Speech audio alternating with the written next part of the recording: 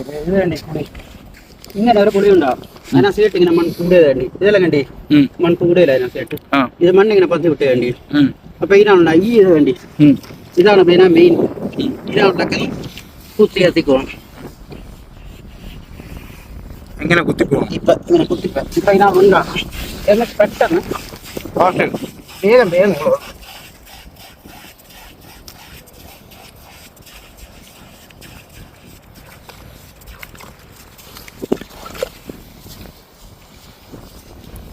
ഒക്കെ കൈ കിട്ടിപ്പോകും അപ്പൊ തന്നെ കിട്ടീനി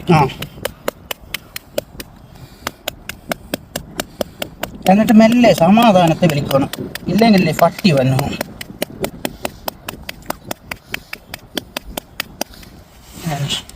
എന്നിട്ട് ഇത് വേഗം പട്ടിച്ചുവിട്ട് പിന്നെ വലിച്ചൂരി എടുത്തോട്ട് ഇതിനുള്ള മൺ വേഗം പോക്കണം.